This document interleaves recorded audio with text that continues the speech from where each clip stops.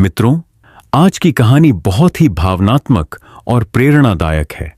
यह एक सौतेली मां की निर्दयता और एक ममतामयी बंदरिया की अनोखी ममता की कहानी है। एक निर्दोष बच्ची जिसे उसकी सौतेली मां ने जंगल में फेंक दिया ताकि जंगली जानवर उसे खा जाएं, लेकिन भगवान की कृपा से उसे एक निस्वार्थ और बेजुबान बंदरिया ने अपने बच्चे की तरह पाला।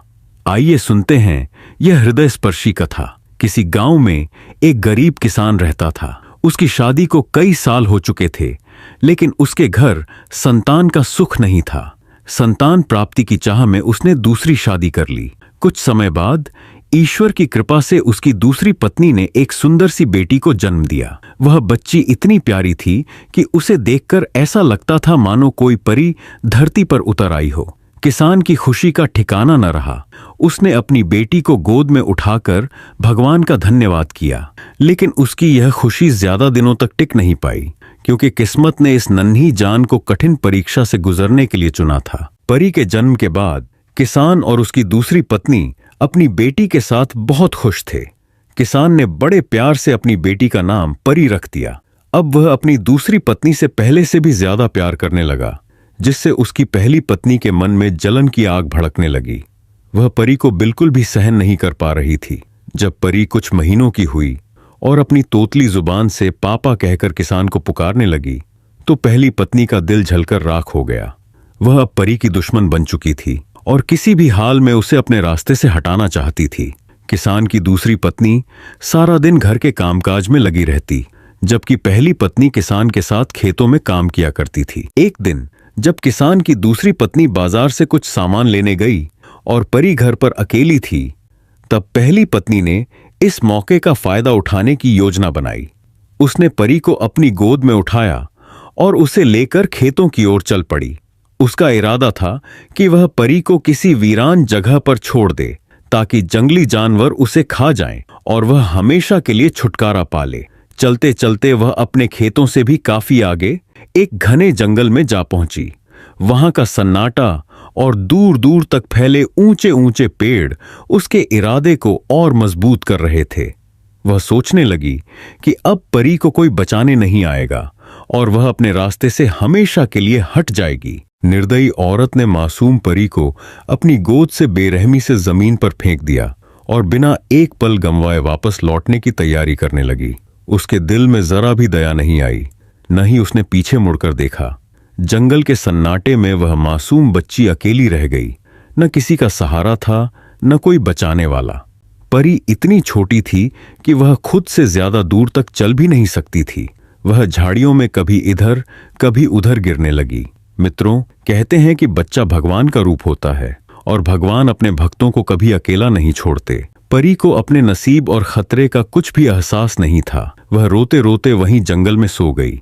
कुछ समय बाद जब उसकी आंखें खुलीं, तो उसने बिलखते हुए अपने पिता को पुकारना शुरू कर दिया, पापा पापा।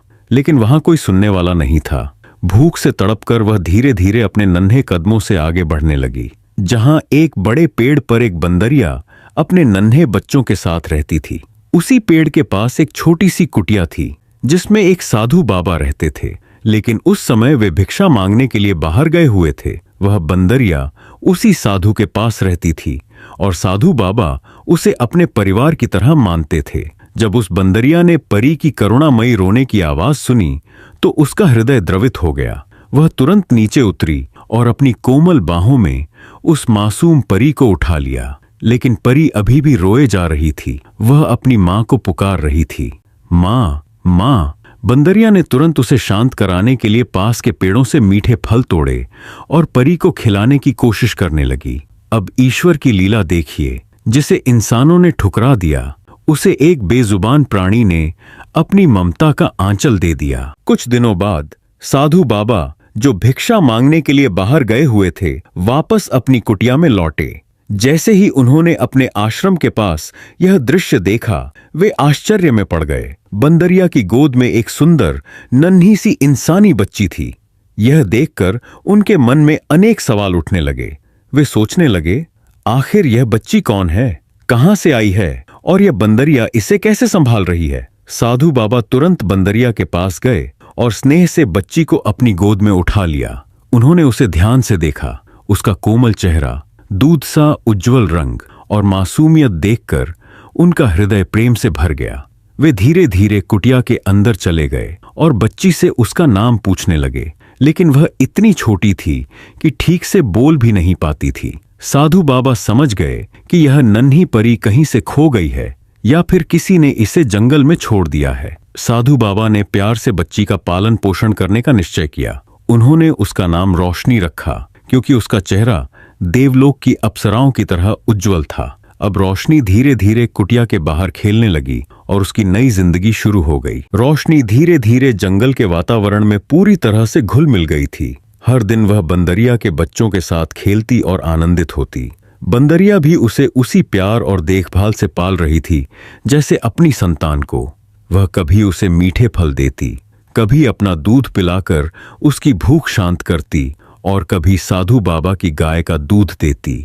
रोशनी अब जंगल में सुरक्षित थी, क्योंकि उसे मां की तरह देखभाल करने वाली बंदरिया और पिता समान साधु बाबा का स्नेह प्राप्त था। समय के साथ रोशनी अब 6 साल की हो गई थी। वह साधु बाबा को बाबा कहकर पुकारने लगी थी। उसने बंदरिया को अपनी असली मां मान लिया, क्योंकि उसे होश संभालने के बाद से वही उसकी देखभाल कर रही थी। जंगल के सभी जीव जंतु उसके मित्र बन चुके थे और प्रकृति उसकी दुनिया बन गई थी। साधु बाबा नियमित रूप से भगवान शिव की पूजा करते थे और रोशनी भी उनके पास बैठकर मंत्रों का उच्चारण ध्यान से सुनती। समय के साथ उसने भी मंत्रों को सही तरीके से बोलना सीख लिया था। साधु बाबा ने उसे जीवन के अच्छे संस्कार और महत्व सिखाए। अब रोशनी सिर्फ जंगल की बेटी नहीं, बल्कि एक समझदार और तेजस्वी युवती भी बन गई थी।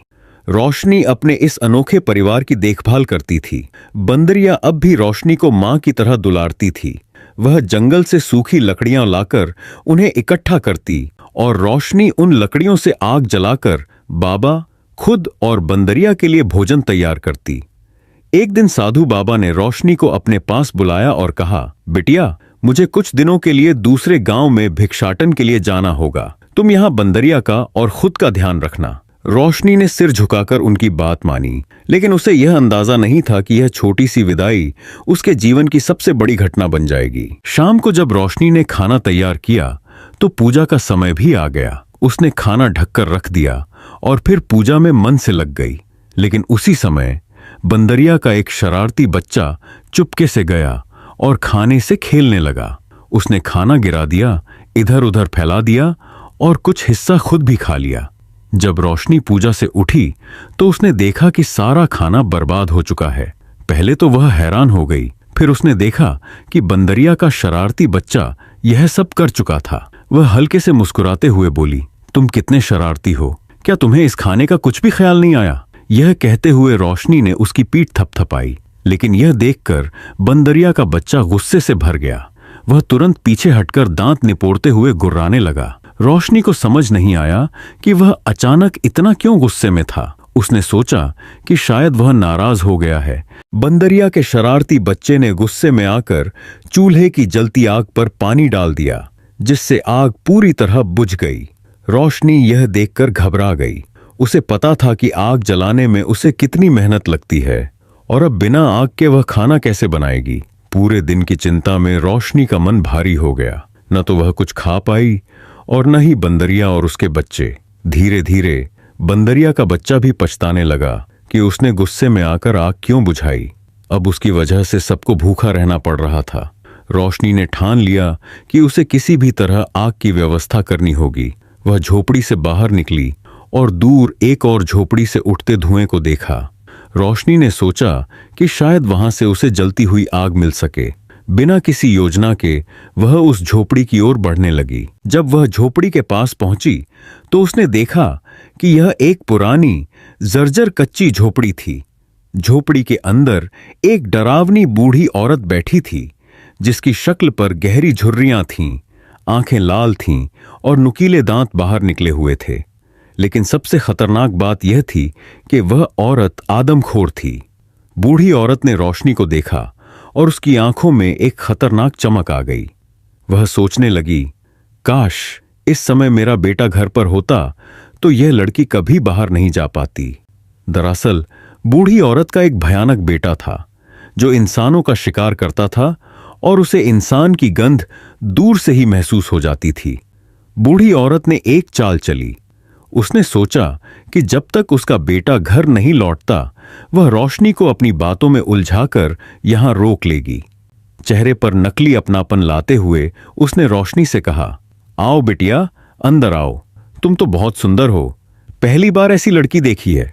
बताओ तुम कहां से आई हो और इस जंगल में कैसे फंस गई हो? रोशनी ने मासूमियत से कहा, मैं अपने बाबा की प्यारी बेटी हूं। मेरे बाबा बहुत अच्छे इंसान हैं, लेकिन फिलहाल वह दूर के गांव में भिक्षाटन के लिए गए हैं और मैं घर पर अकेली हूं। मेरी बंदरिया के छोटे बच्चे ने चूल्हे की आग बुझा दी है। अगर आप मुझे थोड़ी सी आग दे दें तो हम अपना खाना बना सकते हैं। बूढ़ी औरत ने अपनी झुर्रीदार आंखों से रोशनी को गहरी नजर से देखा और मुस्कुराते हुए बोली, बिटिया, तुम्हें आग तो मिल जाएगी, लेकिन बदले में मुझे एक काम करना होगा। मैं बहुत बूढ़ी हो गई हूं और घर के काम अब मुझसे नहीं होते। मेरा बेटा आ रहा है और वह बहुत भूखा होगा। दूसरी ओर बाजरे के दाने रखे हैं, तुम उन्हें चक्की में पीसकर आटा बना दो, फिर तुम्हें आग मिल जाएगी। रोशनी ने सोचा, यह तो कोई मुश्किल काम नहीं है। उसने जल्दी से बाजरे को चक्की में पीस लिया और फिर बूढ़ी औरत के पास जाकर बोली, अम्मा, मैंने आटा पीस दिया, अब कृपया मुझे आग दे दो ताकि मैं घर वापस जा सकूं। बूढ़ी औरत ने एक लंबी सांस ली और कहा, बिटिया, तुम कितनी प्यारी हो, लेकिन देखो मेरा घर कितना गंदा हो गया है। मेरी हड्डियां अब इतनी कमजोर हो चुकी हैं कि सफाई कर पाना मुझसे नहीं होता। तुम तो जवान हो, अगर मेरा घर थोड़ा सा साफ कर दो तो तुम्हारा बहुत भला होगा। रोशनी को लगा कि इसमें कोई बुराई नहीं है। उसने जल्दी से झाड़ू उठाई और पूरे घर की सफाई कर दी। लेकिन जैसे ही वह सफाई कर रही थी, बूढ़ी औरत बार बार बाहर देख रही थी। उसकी आंखों में एक अजीब सी चमक थी और उसके होंठों पर एक डरावनी मुस्कान फैल रही थी। मेरा बेटा अब तक क्यों नहीं आया? बूढ़ी औरत ने मन ही मन सोचा। उसकी मंशा रोशनी के प्रति सही नहीं थी। वह बस सही मौके का इंतजार कर रही थी, क्योंकि जब उसका भयंकर बेटा आएगा तो रोशनी को बचने का कोई अवसर नहीं मिलेगा। इसी बीच रोशनी फिर उसके पास आई और बोली, अम्मा, मैंने तुम्हारे सारे काम कर दिए, अब तो मुझे आग दे दो ताकि मैं अपने घर जा सकूं। बूढ़िया ने झूठी मुस्कान के साथ कहा, बेटी, सच में तूने बहुत मदद की है। बस मेरा एक छोटा सा काम और कर दे, पास वाले कुएं से मेरे लिए थोड़ा पानी भर ला। रोशनी ने सोचा, अब तक मैंने इतने काम कर ही दिए हैं तो यह भी कर देती हूं। उसने जल्दी से घड़ा उठाया, कुएं से पानी भरा और बूढ़िया के पास आकर बोली, अम्मा, अब तो मैं घर जाकर ही रहूंगी, मुझे बहुत देर हो चुकी है। अगर आप आग नहीं देना चाहती तो मत दो, लेकिन अब मैं और नहीं रुक सकती। बूढ़िया समझ गई कि अब रोशनी को रोकना मुश्किल है। उसने फौरन कहा, बेटी, कैसी बातें कर रही हो? तुम तो बहुत भली लड़की हो। ये लो, आग भी ले जाओ और साथ में एक मुट्ठी बाजरा भी लेती जाओ। लेकिन मेरी एक सलाह मानना, रास्ते में चलते हुए थोड़ा थोड़ा बाजरा छिड़कती जाना। रोशनी को यह अजीब तो लगा, लेकिन उसने ज्यादा सोचने की बजाय बूढ़िया की बात मान ली। वह रास्ते में चलते चलते बाजरा छिड़कती गई और आखिरकार अपनी कुटिया में पहुंच गई। उसने जल्दी से आग जलाकर खाना बनाया। सबसे पहले अपनी प्यारी बंदरिया और उसके बच्चों को खिलाया, फिर खुद भी पेट भरकर खा लिया। उधर रोशनी के जाने के कुछ ही देर बाद बूढ़िया का आदमखोर बेटा घर आ गया। उसने अंदर कदम रखते ही गुस्से में पूछा, मुझे बहुत भूख लगी है, क्या आज मेरे लिए कोई शिकार लाई हो? बूढ़िया झल्लाकर बोली, अरे, तेरे लिए तो आज मैं एक बढ़िया शिकार फंसा चुकी थी। एक सुंदर लड़की थी, लेकिन तूने आने में इतनी देर कर दी कि वह हाथ से निकल गई। बड़ी ही चालाक निकली। बेटा गुस्से से दहाड़ा, कौन थी वह लड़की, कहां गई? बूढ़िया ने उसे पूरी बात बता दी और अब दोनों मिलकर रोशनी को पकड़ने की साजिश रचने लगे। सुबह रोशनी की नींद खुली, फिर वह कुटिया का दरवाजा खोलने लगी, लेकिन जैसे ही उसने दरवाजे को थोड़ा सा खोला, उसकी नजर नीचे गई। वहां एक अजीब सी उंगली फंसी हुई थी, किसी इंसान जैसी मगर जंगली जानवर की तरह डरावनी। रोशनी घबरा गई। उसने तुरंत दरवाजा बंद कर लिया और अंदर जाकर सोचने लगी, यह उंगली यहां कैसे आई? जरूर रात में कोई अंदर घुसने की कोशिश कर रहा था। उधर बूढ़िया का भयानक राक्षसी बेटा दर्द से कराहता हुआ अपनी मां के पास पहुंचा। वह गुस्से से बोला, वह लड़की बहुत चालाक है, उसके कुटिया के दरवाजे इतने मजबूत हैं कि मैं उन्हें तोड़ नहीं सका। ऊपर से मेरी उंगली भी उन लोहे की सलाखों में फंसकर कट गई। रोशनी का दिल बेचैन था। उसे समझ नहीं आ रहा था कि यह सब क्या हो रहा है। उसने अपनी बंदरिया को पास बुलाया और उसके गले लगकर कहा, मां, मुझे डर लग रहा है। लगता है कोई बुरी ताकत हमें नुकसान पहुंचाने की फिराक में है। बंदरिया ने उसे प्यार से अपनी गोद में लिया और उसके बाल सहलाने लगी, मानो कह रही हो, डर मत, मैं हूं ना। लेकिन रोशनी को एहसास था कि खतरा अब भी टला नहीं है, बल्कि उसकी असली परीक्षा तो अब शुरू होने वाली थी। जैसे ही रोशनी कुटिया में बंदर के साथ थी, वह अचानक बेहोश होकर जमीन पर गिर पड़ी। बंदर घबरा गया और समझ नहीं पाया कि उसे क्या करना चाहिए। उसी समय कुटिया के बाहर राजा अपने सैनिकों के साथ शिकार के लिए जा रहा था। राजा कुटिया के पास रुका और उसने सैनिकों को आदेश दिया, जाओ अंदर देखो कि इस घने जंगल में कौन रह रहा है। झोपड़ी से बाहर निकाला गया तो राजा उसकी अद्भुत सुंदरता देखकर स्तब्ध रह गया। रोशनी सच में किसी स्वर्गीय देवी जैसी लग रही थी, लेकिन उसकी हालत बहुत खराब थी। उसका चेहरा पसीने से भीगा हुआ था और उसकी सांसें बेहद धीमी चल रही थीं। राजा ने देखा कि पास खड़ी बंदरिया और उसके बच्चे व्याकुल होकर उसे देख रहे थे, जैसे वह उनकी अपनी हो। उसे समझ नहीं आ रहा था कि यह लड़की कौन है और घने जंगल में अकेली कैसे पहुंची। उसने अपने मंत्री से कहा, इस लड़की की हालत बहुत नाजुक है, हमें इसे तुरंत राजमहल ले जाना होगा ताकि वैद्य इसका उपचार कर सकें। जैसे ही बंदरिया ने यह सुना, वह घबराकर रोशनी के पास आ गई। वह उसे छोड़ना नहीं चाहती थी, क्योंकि उसने उसे अपनी संतान की तरह पाला था। राजा ने उसकी बेचैनी देखी और सैनिकों से कहा, इसे मत डराओ, यह लड़की के साथ ही रहेगी। राजा ने रोशनी को सावधानी से घोड़े पर बैठाया और बंदरिया उसके पास ही रही। पूरे रास्ते वह कभी रोशनी का चेहरा सहलाती तो कभी उसका हाथ पकड़कर देखने लगती, मानो उसे होश में लाने की कोशिश कर रही हो। राजमहल पहुंचते ही राजवैद्य को बुलाया गया। उन्होंने रोशनी की नब्ज जांची और चिंतित स्वर में बोले, इसके शरीर में कोई जहरीला तत्व फैल चुका है। अगर तुरंत इलाज न किया गया तो इसकी जान भी जा सकती है। राजा ने बिना समय गंवाए वैद्य को उपचार शुरू करने का आदेश दिया। समय के साथ राजा का मन भी रोशनी की ओर आकर्षित होने लगा। उसकी सादगी, निष्ठा और संस्कारों ने उसे गहराई से प्रभावित किया। एक दिन राजा ने गंभीर स्वर में कहा, रोशनी, मैं तुमसे हृदय से प्रेम करता हूं और चाहता हूं कि तुम मेरी रानी बनो। क्या तुम मेरे प्रस्ताव को स्वीकार करोगी? रोशनी कुछ पल के लिए मौन रही, फिर मुस्कुराकर बोली, महाराज, आपने मुझे जीवन दान दिया, सम्मान दिया और स्नेह भी। मैं आपको अपना पति स्वीकार करती हूं। राजा अत्यंत प्रसन्न हुआ और पूरे महल में विवाह की तैयारियां शुरू हो गईं। भव्य उत्सव के बीच राजा और रोशनी का विवाह संपन्न हुआ।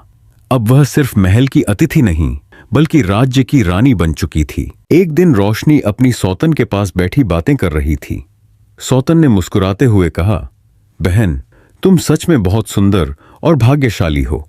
राजा तुमसे बहुत प्रेम करते हैं और पूरे महल में तुम्हारी ही प्रशंसा होती है।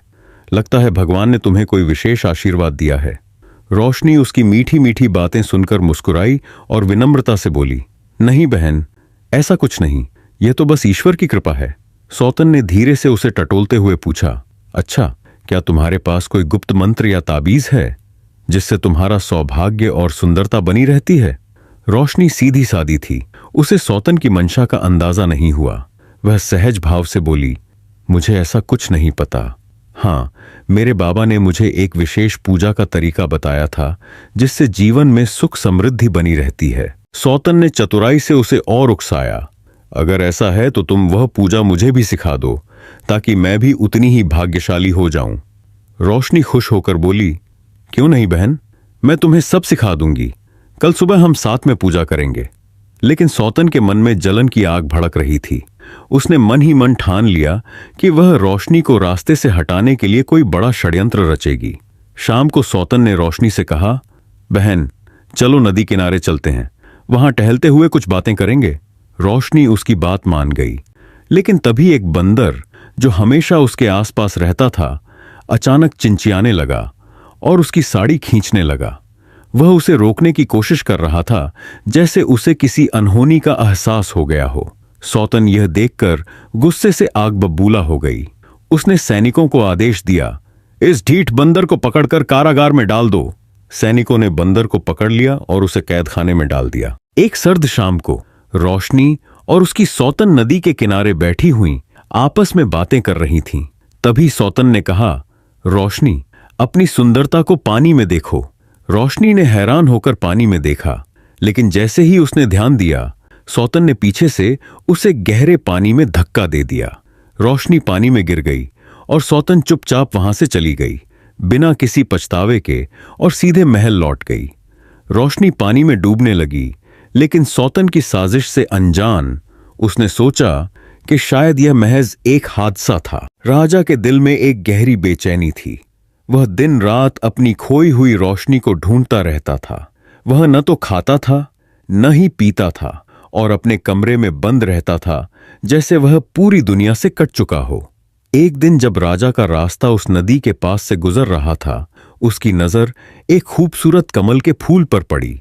वह फूल नदी के पानी में तैर रहा था और राजा को ऐसा लगा जैसे उस फूल में रोशनी का चेहरा छिपा हो। राजा उस फूल के पास गया और उसे देखकर उसकी आंखों में आंसू आ गए। अचानक फूल ने अपनी पंखुड़ियां झुकाकर राजा को सम्मानपूर्वक राम राम कहा। राजा ने हल्के से कहा, तुम मुझे मेरी रोशनी की याद क्यों दिला रहे हो? वह भी तुम्हारी तरह ही सुंदर और नाजुक थी। अब वह कहाँ चली गई, इसका मुझे कुछ पता नहीं। राजा की मनोदशा को देखकर वह अक्सर नदी के किनारे बैठकर उस फूल से बात करने लगा। उसे लगता जैसे वह फूल उसकी खोई हुई रोशनी से जुड़ा हो और यह उसकी मनोस्थिति को थोड़ा शांत करता था। सौतन ने अपने सैनिकों को आदेश दिया कि वे नदी से कमल के फूल तोड़ लाएं। लेकिन अगले दिन नदी में एक सुंदर सेब का पेड़ उग आया, जिसमें एक बड़ा सेब फल था और बाकी छोटे सेब भी लटके हुए थे। जब किसान की पत्नी खेतों में जा रही थी तो रास्ते में उसकी थकावट बढ़ गई। उसने सोचा, क्यों न इस पेड़ के नीचे कुछ देर आराम किया जाए। वह धीरे धीरे पेड़ के पास गई और अपनी टोकरी एक तरफ रखकर जमीन पर लेट गई। थोड़ी देर में उसकी आंख लग गई। अचानक एक बड़ा सा सेब पेड़ से गिरकर उसकी टोकरी में आ गिरा। जब वह उठी तो उसे देखकर वह घबराई और सोचने लगी, हे भगवान, अब मैं क्या करूं? अगर किसी ने देख लिया कि सेब मेरी टोकरी में गिरा है तो मुझे चोर समझा जाएगा और राजा मुझे कैद करवा देगा। वह जल्दी से सोचने लगी कि उसे इस सेब के बारे में क्या करना चाहिए। जब किसान की पत्नी सेब को लेकर घर पहुंची तो उसने उत्सुकता से अपने पति से कहा, आज मैं तुम्हें कुछ बताने वाली हूं, देखो मुझे क्या मिला है। किसान हैरानी से बोला, हाँ बताओ, क्या लाई हो? किसान की पत्नी ने तुरंत टोकरी से साड़ी का पल्लू हटाया, लेकिन यह देखकर दोनों दंग रह गए। सेब गायब था और उसकी जगह एक नन्ही मुन्नी बच्ची टोकरी में पड़ी थी। यह देखकर दोनों पति पत्नी बहुत खुश हुए। किसान की पत्नी ने जल्दी जल्दी बच्ची को टोकरी से निकाला और कहा, यह कितनी खूबसूरत बच्ची है, मैं इसकी जरूर परवरिश करूंगी। लेकिन जैसे ही उसने बच्ची को उठाकर पास बिठाया, एक चमत्कार हुआ। वह नन्ही बच्ची देखते ही देखते एक सुंदर जवान लड़की बन गई। किसान और उसकी पत्नी आश्चर्यचकित रह गए, मगर उनके दिल में उस लड़की के लिए असीम स्नेह उमड़ पड़ा। इसी बीच साधु बाबा अपनी कुटिया लौटे तो देखा कि वहां न रोशनी थी और न ही उसकी प्यारी बंदरिया। यह देखकर वह बेहद बेचैन हो उठे और पागलों की तरह पूरे जंगल में रोशनी को खोजने लगे। उन्होंने उसे बड़े लाड़ प्यार से पाला था और उसकी गैर मौजूदगी ने उनके दिल को बेचैन कर दिया। उन्होंने हर कोने में उसे ढूंढा, लेकिन वह कहीं नहीं मिली। आखिरकार रोशनी की तलाश उन्हें राजा के महल तक ले गई। जब राजा की नजर साधु बाबा पर पड़ी तो वह फौरन उठकर खड़ा हो गया और आदरपूर्वक बोला, बाबा कहिए, आपका यहां आने का कारण क्या है? साधु बाबा ने गहरी सांस ली और कहा, राजन, मैं अपनी रोशनी की तलाश में यहां आया हूं। साधु बाबा ने राजा को पूरी कहानी सुनाई।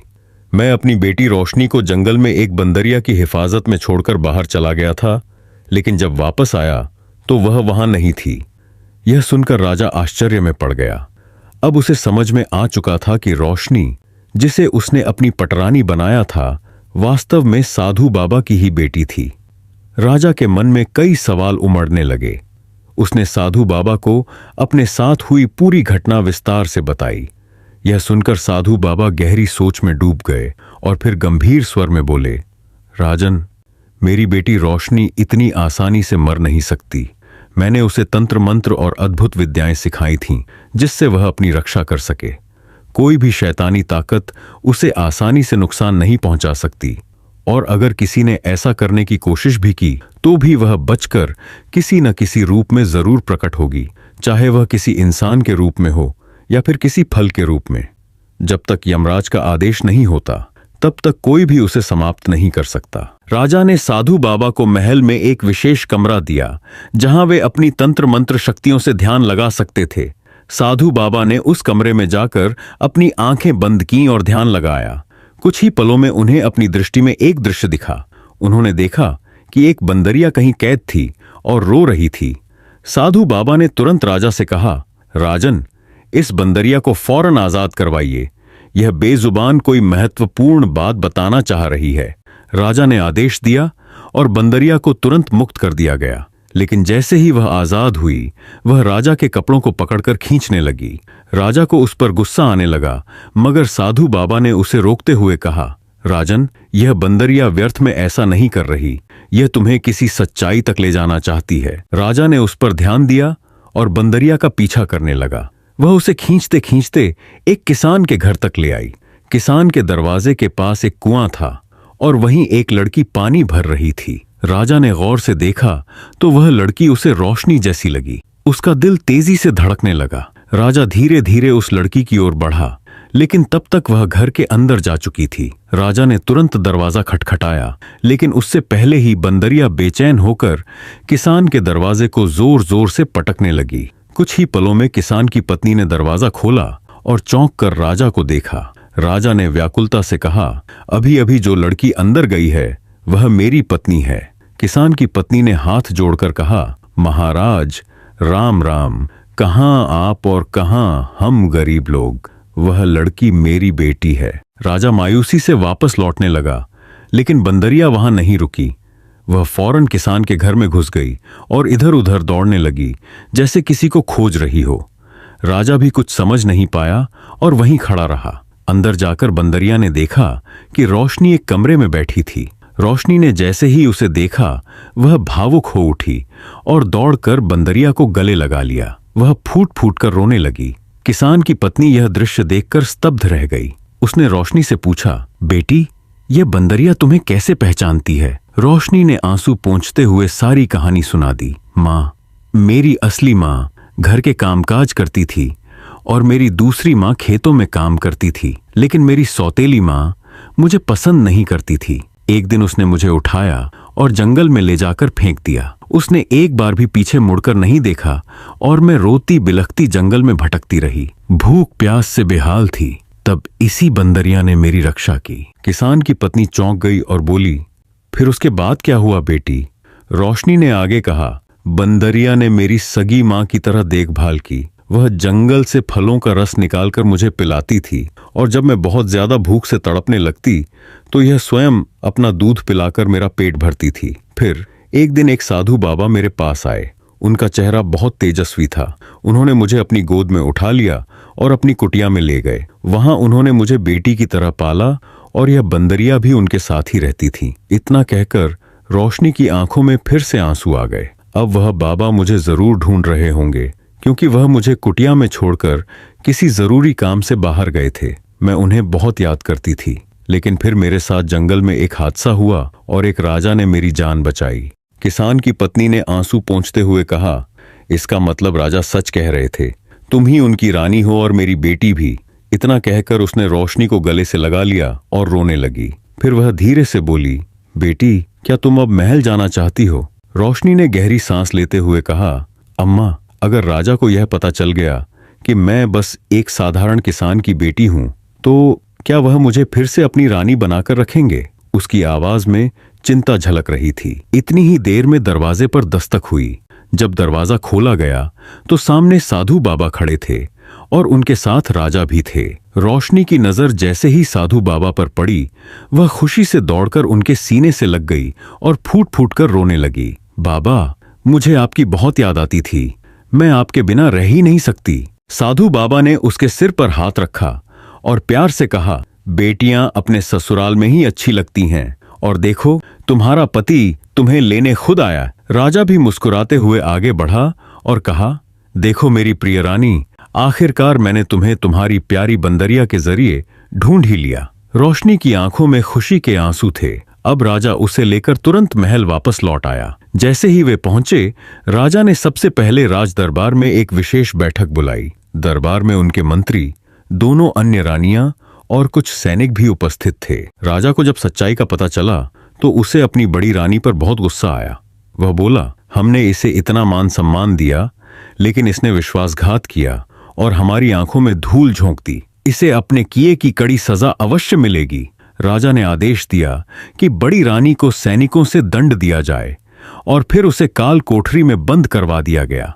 उसके धोखे का अंत आ गया और महल में न्याय की जीत हुई। इसके बाद रोशनी अपने पिता समान साधु बाबा को महल में ले आई और उन्हें वही सम्मान दिया जो एक पिता को मिलना चाहिए। उसकी प्यारी बंदरिया, जिसने हर परिस्थिति में उसका साथ दिया, वह भी अब महल में खुशी खुशी रहने लगी। अब रोशनी, राजा, साधु बाबा और वह नन्ही बंदरिया सभी एक साथ प्रेम और शांति से रहने लगे। महल में चारों ओर आनंद और खुशहाली फैल गई। तो मित्रों, यही थी एक बंदरिया और एक नन्ही बच्ची की प्रेरणादायक कहानी।